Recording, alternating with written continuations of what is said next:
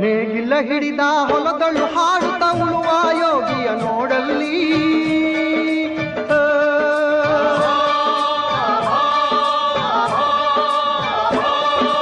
ನೇಗಿಲ ಹಿಡಿದ ಹೊಲದಳು ಹಾಡುತ್ತ ಉಳುವ ಯೋಗಿಯ ನೋಡಲ್ಲಿ ಫಲವನ್ನು ಬಯಸದ ಸೇವೆಯ ಪೂಜೆಯು ಕರ್ಮವೇ ಇಹ ಪರ ಸಾಧನವೋ